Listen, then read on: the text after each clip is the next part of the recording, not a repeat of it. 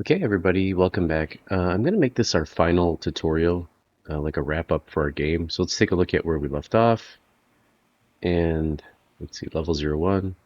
Play my game. You can move around. You can essentially knock these guys into the different zones.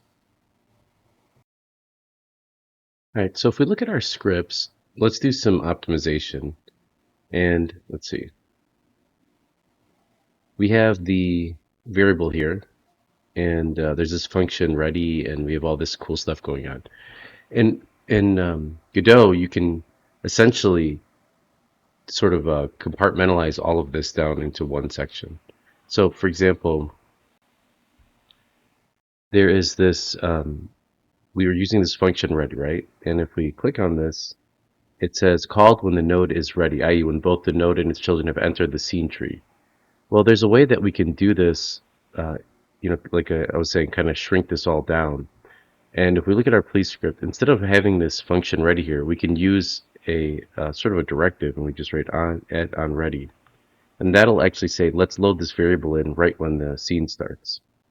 And the other thing we can do is essentially have instead of using this get node here, we can actually say, okay, well, we have this caught sound here. Let's go ahead and I'm going to hit equal here and then just hit enter to have this on my new line.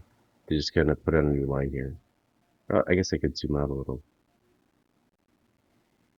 And I'll say caught sound equals, and then what I'm going to make it equal is they have this get node here, caught sound.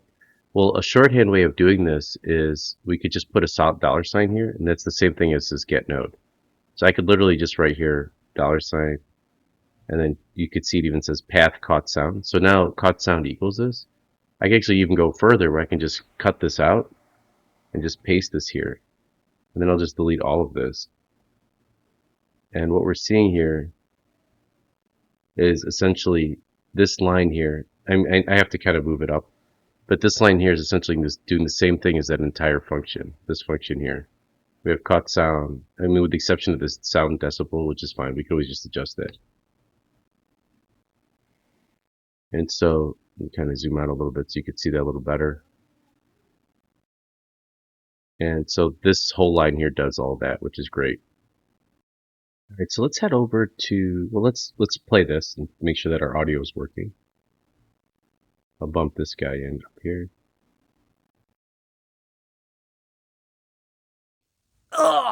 There we go. So that seemed to work fine. And this keyword is really great. Like I said, you could plate it in front of all these variables, you could assign it, and then it'll just kind of call them right away. All right, let's go ahead and go into our police car object here. And I'm just going to add a child node here. And it's just going to be a 2D. And I want to search for a sprite 2D here. And then in the texture, which is empty here, we'll just drag and drop our police car in there. And all we got to do is just scale it down so that it matches roughly the same size as our collision object. And let's save this. Let's see how that looks in level. And there it is. And if we press play now, and we see these guys, we can kind of nudge them in there. Alright, so that was easy enough to set up our police car. Maybe we want to have some sort of particle effect playing on the police car, just as a signifier showing like, hey, there's something interesting going on here. Let's go ahead and learn a little bit about how to set up particles in Godot. Alright, so let's head back to our police car, and on our police car here, I'm just going to right click, add a child node, and I'm going to add a particle system. There's a CPU and a GPU particle system. This is what's really nice about Godot, is it's pretty optimized. Now, if you don't have a very strong GPU, and most modern computers do, you could just go with the CPU option, but GPU is what we want to go with, so go ahead and select that. All right, so we have a little warning here. If we click on that, it says you do not have a material assigned, so that's fine. Let's go ahead and assign one. So what you're looking for is under process here. Let's see, or process material rather. You'll see there's an empty. If I click on that slot, what we want to select is particle process material. If we want to create our own shader, we can, but I'm just going to click on that. And then click this arrow and just hit save. Now it looks like my particle system, I'm going to drag it on top of my sprite, and let's grab our move tool here. Just sort of move it over to the side so you can see it. But you see as I move this, um, the particles have sort of weight to them. They're falling. They have, sort of gravity, and they're sort of moving out this way. All right, so what I think might be cool is if we kind of create like a little explosion that's just sort of emitting from maybe the back of the car or something, just to sort of indicate to the player what's going on. So under the process section here, or process materials section, um, click on your particle process material, and that'll give us a lot of different options here. And under, for example, like accelerations here, gravity, you can see we have this gravity option. That's what's controlling the gravity falling out of this. So if we make this 0, you can see it's no longer falling on the y-axis. All right, so let's spawn our particles so they sort of move in a ring shape around our object. So under spawn here, if we go to position, you can see there's an emission shape here, and it's set to a point. That means it's coming out of this single point. We could use something like ring, and that'll say, hey, I want to emit them in a ring. And you can see there's like a little ring here. The thing behind it is we haven't added any real acceleration to push this out. So if we go down to accelerations here, and we go to radial acceleration, that means it's going to accelerate as like kind of in a radial way. So as we start to expand these, you see like 30 brings it out here. Here's a minimum. You can play with that value too. And it starts off a little bit quicker. Now we can also have it, because it's sort of tiny, emit in a larger area. So if I expand this out, you can see now it's expanding all the way out into this area. That's the emission ring that we were looking at earlier.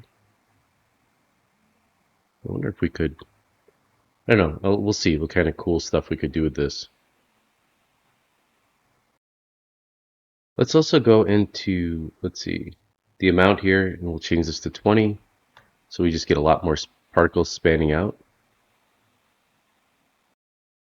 Now our particles themselves are pretty tiny.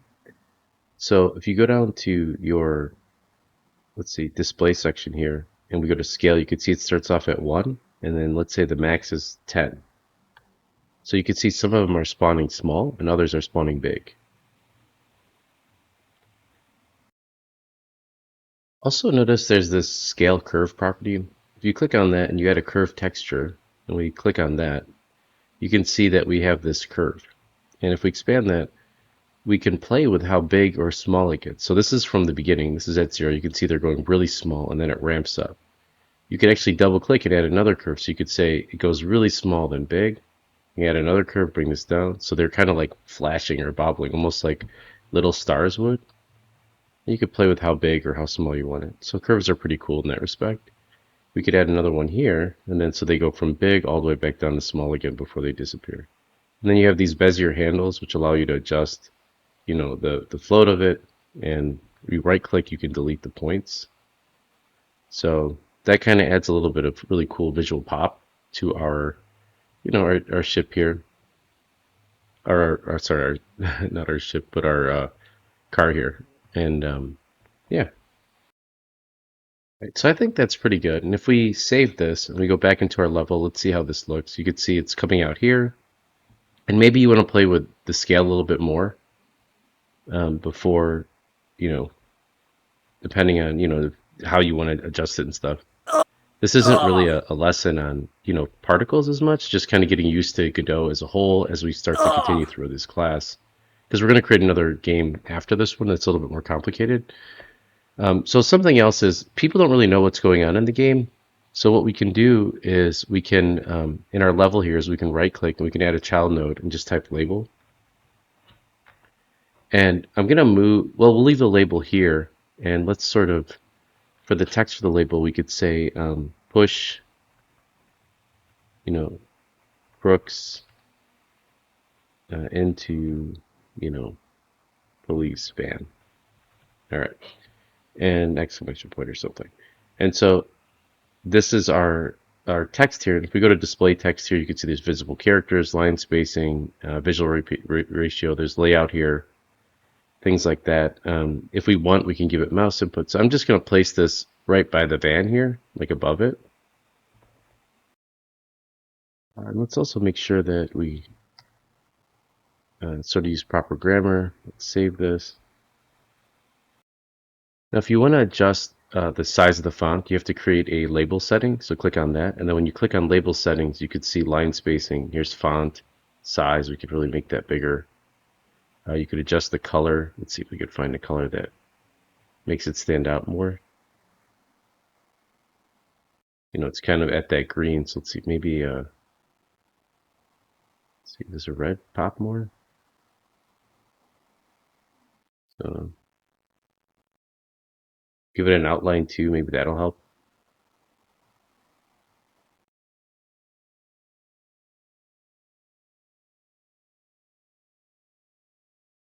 And give it a drop shadow too.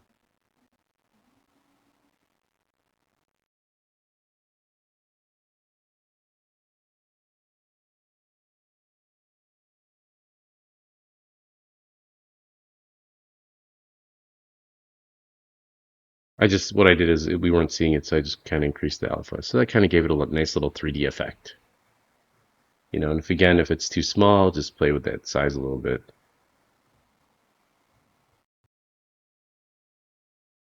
All right, so I think what we'll do is we'll export this game. We'll call it done. What you can do in your level is add more enemies, look into maybe a counter, which will count down the enemies until they're all caught. But I think for this first game, it's fine. I want to get into making something like a Metroid type game with you guys, or something like that for the next tutorial. Um, yeah. And then from that, we could build a more advanced game for your third game, integrating some AI tools. Now, once we're very comfortable with Godot as an engine, because you don't want to use AI tools, because AI within itself, you have to learn how to, prompt properly, and you really want to know what you're doing before you do anything like that anyway. Otherwise, you're just going to get caught in these messes. Okay, so let's take a look at how to export this. All right, so at the top here, you want to go to Editor and then Manage Export Templates. And you can see here that export templates are installed and ready to use, which is good. But you can also hit download and install if you don't have them. I'm gonna just essentially just hit close, and then uh, and that's fine. So in case there's anything else I'm missing, and then what we could do is if you see under editor here, let's see. Sorry, I mean project, and then go to export here, and let's see. You have to add a preset, and I'm going to do a Windows desktop game because I'm on a Windows PC, but you could do the same thing for Mac. All right, so let's just let me see. I'm gonna go to my desktop maybe. Let's see, or I'll just throw it in my documents folder, and then it's gonna be an executable. I'll make a folder here, and I'll call this thief game, and then just type thief. That'll be the name of my game. Hit save. Okay, let's make sure we select the .exe. Now you might do a zip because you're exporting it as a web game, let's say, and you want to zip it up and then bring it up to something like itch. But right now we're just going to call it thief.